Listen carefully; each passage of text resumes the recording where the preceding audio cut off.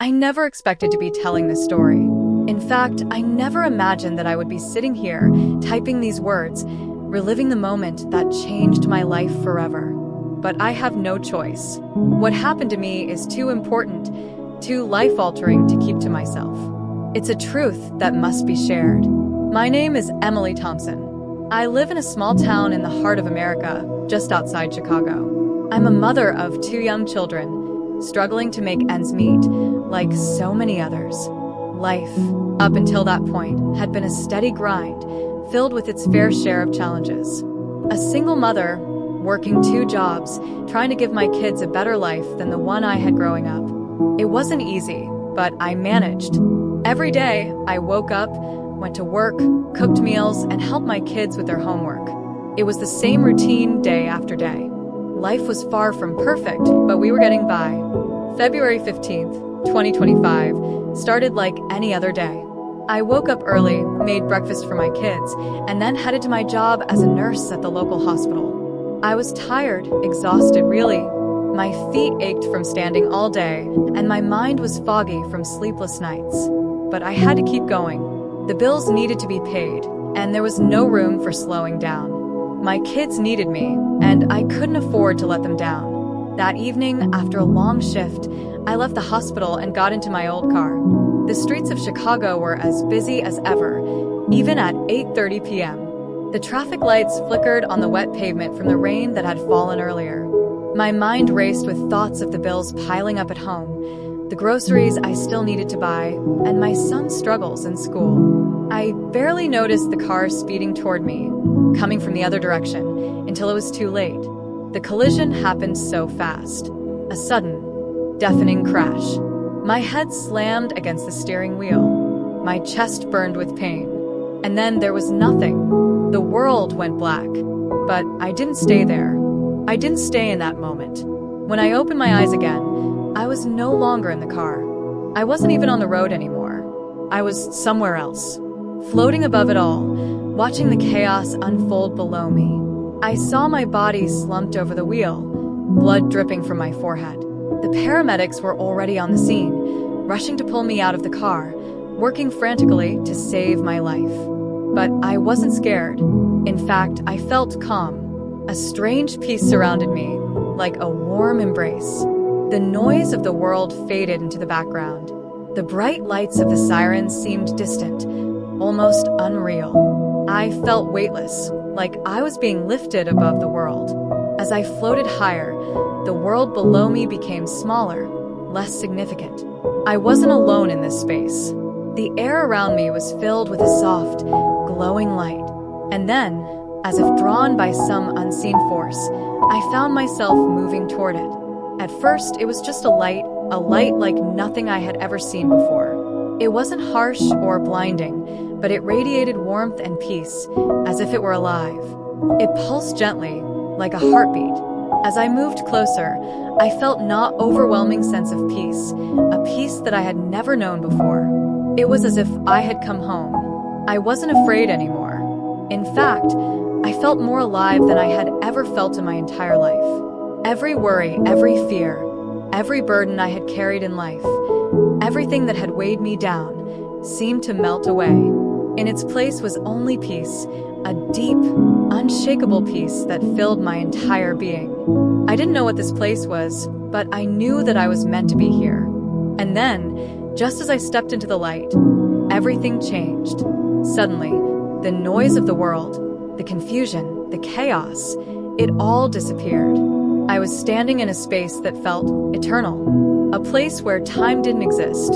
It wasn't just the light that surrounded me now. It was something more, something alive, something vibrant. The light wasn't just a source of illumination. It was a presence, a force that seemed to breathe, to live, to welcome me. Tears welled up in my eyes as I stood there, overwhelmed by the beauty and serenity of this place.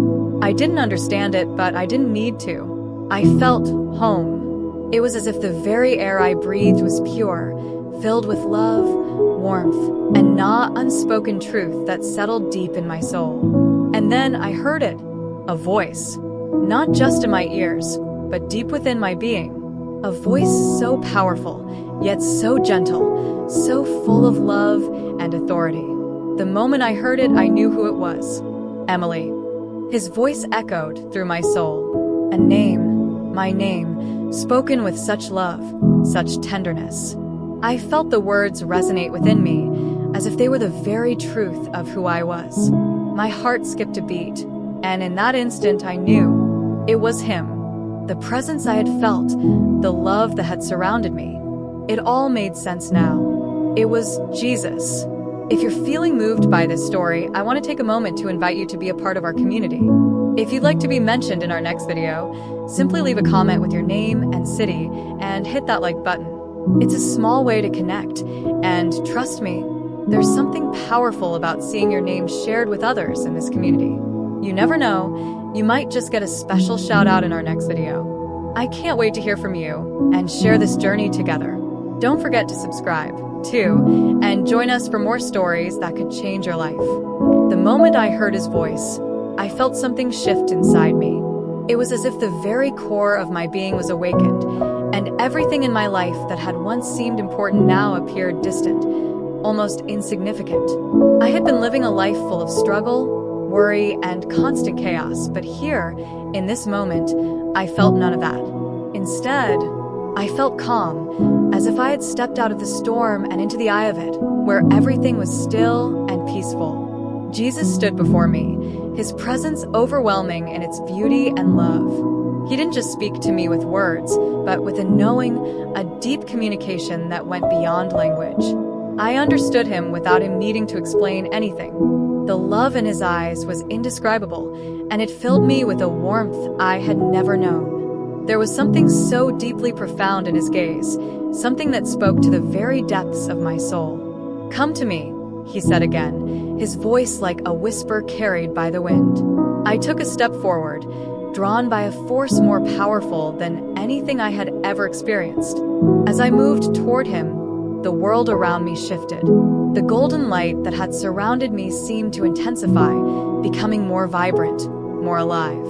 It was as if the very light itself was breathing, pulsating with life. As I approached Jesus, I felt a sense of awe, a reverence that I couldn't explain. There was a weight to his presence that made everything else seem small in comparison. I couldn't speak. The words seemed to have left me, but I didn't need to speak. I felt his understanding, his compassion, his absolute knowing. He saw me, truly saw me, in a way that no one else ever had. He saw every part of me, the parts one had tried to hide, the parts one had tried to forget, and still, he loved me. His eyes locked with mine, and in that moment, I felt like I was being pulled into his very soul. I didn't resist. How could I? The peace that radiated from him was unlike anything I had ever felt in my life. It was a peace that settled deep within me, a peace that made all the noise of the world seem so far away, so unimportant. Why am I here? I finally found my voice, the question escaping my lips before I could even think about it. Jesus smiled, a gentle, knowing smile, and took a step closer. His hand reached out, and when it touched mine, I felt a surge of warmth, as if every burden, every fear, every moment of doubt was being lifted from me. His touch was soft, but strong. It was the kind of touch that reassured you that everything would be okay, that you were safe, that you were loved. "You have been chosen to see what is coming," he said softly, his words echoing in my mind. "You are here to tell my people what you see." I didn't understand. Why me? Why had he chosen me, a simple woman from a small town, to carry this message? I was nobody special. I was a mother, a nurse, nothing more. I had never seen myself as anything important, but there he was, telling me that I had been chosen for something far greater than I could have ever imagined. As he began to walk, I found myself following him, stepping lightly on what felt like nothing, as though we were walking on air or light itself. There was no ground beneath us, only the soft, golden glow that seemed to pulse with every step. The sensation was unreal, yet I felt grounded in a way I had never experienced before. We walked for what felt like not eternity, though I knew time was different here.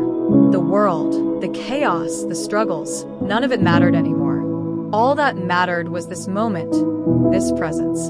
And yet, as we moved forward, I could sense something stirring, something shifting in the air around us. The light began to change, not in a way that made me feel scared, but in a way that made me feel that something was about to unfold, something I wasn't yet ready to understand. And then it happened. The light around us began to transform, shifting from soft gold to flashes of vivid, vibrant colors. I saw cities, New York, Los Angeles, Chicago, all bustling with people. But there was something strange about the people I saw. They walked through the streets with expressions that didn't match the world they lived in. Their faces were empty, their eyes dull, despite the luxury that surrounded them. There were towering skyscrapers, expensive cars, and perfectly manicured streets, but the people in them, no matter how well-dressed or successful they appeared, had lost something essential. Why are they like this? I asked, confused by what I was seeing. They are spiritually starved, Jesus replied, his voice filled with compassion. They have everything the world tells them they need, but their souls are empty. I looked at the people, searching their faces for any sign of life, any glimmer of the peace that I had felt since entering this place. But there was nothing. They were surrounded by wealth, by the symbols of success, but they had lost something far more valuable, their connection to something deeper. They were chasing something that couldn't fill the emptiness inside. They have forgotten me, Jesus said softly. They think that success, that wealth, will bring them happiness. But without me, they will always be empty. And then, just as quickly as it had started, the vision shifted. The bustling cities, the people walking aimlessly, it all faded into the background. In its place, I saw families that seemed to have everything, but I knew they were just as empty. I saw white families sitting around dinner tables, but instead of conversation and laughter, there was silence. Their eyes were filled with fear and anxiety, their hearts burdened by a weight they couldn't understand. Why are they so lost? I asked, the question escaping me before I could stop it. Because they have placed their trust in the wrong things, Jesus said, his tone heavy with sadness. They trust in money, in comfort, in status, but not in me. And without me, they will always be lost. As we walked, the world around us continued to change, shifting in ways I could barely comprehend. The golden light had started to flicker, giving way to a new kind of illumination, a light that wasn't just seen, but felt deeply within. It wasn't the light that mattered most now, though. It was what it represented. This place, this space, wasn't simply physical. It was spiritual, and it radiated with such profound truth that I could feel every part of me aligning with it. I felt connected, not just to Jesus, but to something far greater, something ancient and eternal. It was as if the very fabric of the universe had opened up to reveal its secrets, and I was standing in the center of it, watching it unfold. There were no boundaries here, no limits to the wisdom or love that flowed freely. Every step I took, I was enveloped in the warmth and purity of this divine presence. Jesus had not said much more since we began walking, but his silence felt like communication in itself. There was a knowing between us, a deep understanding that transcended words. And then we arrived. It was a place of absolute tranquility, where the very air seemed to hum with sacred energy. I could feel the weight of it pressing down on my chest, not in a suffocating way, but in a way that reminded me of my smallness, my humanity, in the face of something so vast and beautiful. Look, Jesus said, his voice breaking the silence for the first time in what felt like nigh eternity. He motioned toward a scene that began to unfold before me.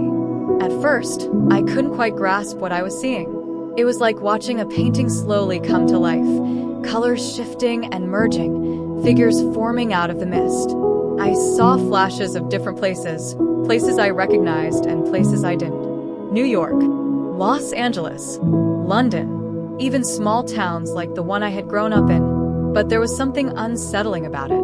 The faces of the people were unfamiliar, and yet, they were all somehow the same. They walked through crowded streets, but they weren't truly there. It was as if they were merely going through the motions, their lives unfolding on autopilot. Their eyes were dull, glazed over. They seemed disconnected from the world around them, as if something had been lost along the way. And despite the luxuries that surrounded them, glistening skyscrapers, expensive cars, designer clothes, their souls seemed to be withering. I couldn't understand it. These people had everything that the world promised would bring happiness, yet they looked empty. Why are they like this? I asked, my voice trembling with confusion and concern. They are spiritually starved, Jesus replied, his tone quiet but filled with sorrow. They have everything the world tells them they need, but their souls are empty. They are chasing things that cannot fill them. I watched as some of the people walked past others who were struggling, those who had nothing, who sat on the sidewalk begging for help. The rich, the successful, the powerful, they all seemed blind to the suffering around them, too consumed by their own world to notice anyone else. And yet, their eyes told a different story. Behind the facade of wealth, behind the perfectly curated images of success, there was a profound emptiness. I looked back at Jesus, searching for answers. What can be done? I asked. How do we help them? Jesus didn't answer immediately. Instead, he turned toward the scene before us. The world around us seemed to shift once again, and I found myself seeing the deeper layers of these people's lives. I saw families sitting at dinner tables, their bodies present, but their minds far away. Phones in hand, heads down, they ate in silence. I saw the loneliness in their eyes, the absence of true connection. They have forgotten me, Jesus said softly. They believe that wealth and status will give them meaning. But without me, they are lost. Their souls are starving, and they do not even realize it. I was taken aback by the weight of his words. How could this be? How could people who seemingly had it all be so empty? I looked around, trying to make sense of what I was seeing. And then it hit me. These people were searching for something they didn't know how to find. They had placed all their hope in the wrong things, believing that success, wealth, and material possessions could fill a void that only God could. I began to understand, slowly, that what I had been witnessing wasn't just about material wealth or social status. It was about something far deeper, the soul's hunger for meaning, connection, and purpose. These people, despite their outward appearances, were empty because they were disconnected from the divine. As the vision faded, I felt a surge of understanding wash over me. I knew that I had been chosen to see this, to witness the truth of what was happening. The world, as it was lost. It was spiritually starving, and the people were blind to it. But I also knew something else. If they could open their eyes, if they could see beyond the illusion, there was hope. There was a path back to true fulfillment, to true peace. The question was, how could I share this message with them? As we continued our walk, the scene around us changed once again. This time, there was a deeper heaviness in the air, a tension that I couldn't ignore. The golden light that had once surrounded us seemed to flicker and dim, replaced by a shadowy presence. It wasn't dark in the way that night falls upon the world, but in the way that something precious has been lost, leaving behind not emptiness that cannot be filled. We found ourselves standing before a vast, sprawling landscape that seemed to stretch endlessly. There were two sides to this place, and though they were separated by only a thin line, the contrast between them could not have been more stark. On one side, there were large, magnificent buildings, glimmering in the distance, surrounded by lush gardens and bustling streets filled with people. Yet, despite the vibrancy of the scene, I could feel not emptiness in the air. The people here were busy, walking with purpose, but their faces were void of light. It was as though the hustle and bustle of their lives had consumed their very souls, leaving them spiritually barren. On the other side of this line, there were people who seemed to be living in far less comfort. The buildings were smaller, the streets quieter, but the people, they were different. They walked slowly, with a sense of peace in their hearts, despite their struggles. They carried burdens, yes, but they seemed to carry them with a strength that came from somewhere beyond this world. Their eyes were not dull. They were alive with light, with something that could not be seen with human eyes, but could only be felt by the spirit. I turned to Jesus, searching for meaning in what I was seeing. Why is there such a divide? I asked. Why do some have so much, and yet seem to have nothing? And why do others have so little, but their souls seem so rich? Jesus looked at me, his eyes filled with compassion. The world has placed its value in the wrong things, he said, his voice soft but filled with authority. Material wealth, power, status. All of these are temporary. They can be gained, but they can also be lost. And without me, all of this means nothing. But those who seek me, those who rely on my grace, will find a peace that the world cannot give. I looked back at the people in the distance, trying to make sense of the divide. The people in the lavish buildings, surrounded by luxury, seemed to have everything that the world promised would bring happiness. But their eyes, their hearts, there was nothing there. It was as if they were walking through life with a mask, pretending that everything was fine, when deep down, they were spiritually starved. They had forgotten the truth. But then I saw the others, the ones who lived in modest homes, who didn't have the comforts that many of us take for granted. These people carried a weight, yes, but it was different. It was as if they had learned to rely on something beyond themselves, beyond their circumstances. They had found a peace, a spiritual richness that couldn't be measured by the world's standards. Do they not see it? I asked, my heart aching for those who were so lost in their pursuit of success and wealth. They are blinded, Jesus replied, his voice filled with sadness. They have been deceived into thinking that the things of this world will satisfy their souls, but they will always remain empty. They need to seek me, to turn their hearts back to the truth. I felt a deep sense of urgency rising within me, a desire to reach these people, to help them understand what they were missing. The divide between them and the others seemed so vast, so impossible to bridge.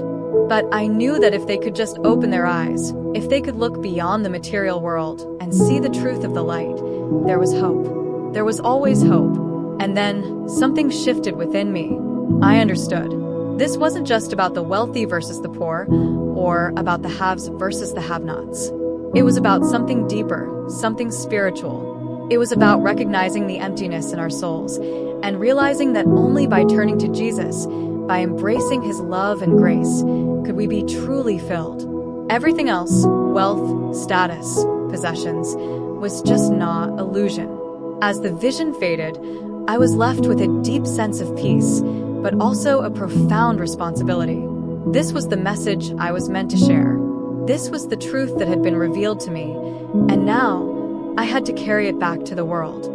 If this message has touched your heart, I'd love to hear from you. Take a moment to leave a comment below with your name and city. In the next video, we'll be giving a special shout out to those who engage with us.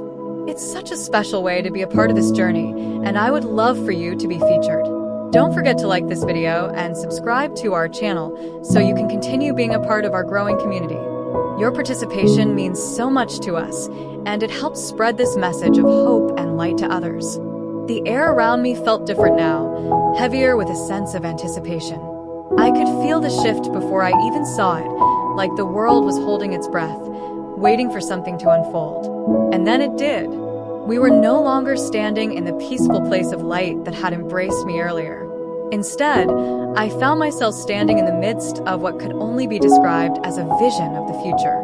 It wasn't just Na image, it was Na experience. It felt real, like I was walking through time, observing what was to come, and the weight of it pressed down on me like a storm that I couldn't escape. I could see the world in a way I had never seen before. Cities that had once been full of life were now darkened, crumbling in the face of chaos. There were no bright lights, no bustling streets, no laughter or conversation. Instead, there was silence, a deep, unnerving silence. People were gathered in the streets, but they weren't communicating. They were simply existing, moving from place to place without purpose, their eyes vacant. The feeling in the air was thick, oppressive. It was as though the light had been dimmed, leaving only shadows behind. The fear was palpable. There was a sense that something had gone terribly wrong, and no one knew how to fix it. I looked around, my heart racing. What is this? I asked, my voice trembling with the enormity of what I was witnessing. "This is what will happen," Jesus replied, his voice calm but filled with a sorrow that I could feel in my very bones. "The systems of the world will fail. The things people have placed their trust in will crumble, and they will be left searching for answers." I could see it clearly now. Governments were falling apart. Banks had collapsed. People were losing everything they had worked so hard for, and they had no idea where to turn. The once bustling cities were now desolate, empty, as though the very heart of society had been ripped out. "Why is this happening?" I asked, my voice barely more than a whisper. "What are we supposed to do?" Jesus didn't answer immediately. Instead, he motioned for me to follow him. We moved through the vision, witnessing the brokenness of the world. I saw families torn apart, friends turned against each other, communities divided. Fear had gripped the hearts of everyone. No one knew who to trust. No one knew where to go. I watched as people sought refuge in the systems they had trusted all their lives, governments, institutions, material wealth, but they were met with nothing. Empty promises, broken systems. They had built their lives on these things, and now they were left with nothing but despair. "It's happening now," Jesus said softly. "They have trusted in the wrong things. And when those things fail, they will have nothing left to hold on to." The weight of his words hung in the air, and I felt my heart ache. I knew what he was saying. It wasn't just about the collapse of the material world. It was about something far more profound. It was about the spiritual emptiness that had gripped the hearts of so many, leading them down a path of destruction. As the vision continued, I saw something that shook me to my core. People were being given a choice that would define their future. There was a new system being introduced, one that promised safety and security in the midst of the chaos. But there was a catch, a price to pay. People were being asked to surrender their freedom in exchange for a sense of control over their lives. "They will be deceived," Jesus said, his voice heavy with sadness. "This is how the enemy will trap them. First through fear, then through control." I saw the moment when the choice was made. People, desperate for peace and stability, willingly accepted the new system. They believed it was the answer to their problems, the solution to the chaos.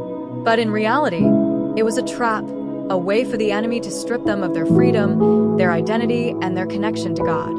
"This is not the way," Jesus said. "The enemy will use fear to control them, but those who choose to trust in me will find true peace.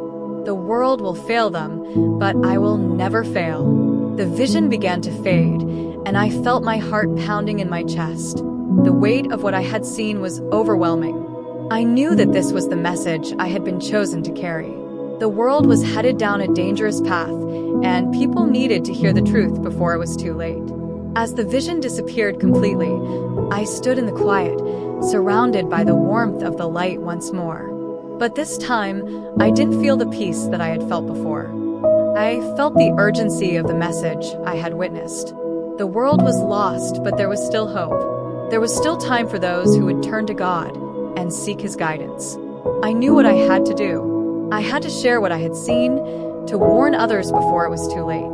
As I stood there in the light, feeling the weight of everything that had just been shown to me, the sense of urgency became overwhelming. It wasn't just the world that was in peril, it was the very soul of humanity that was at risk.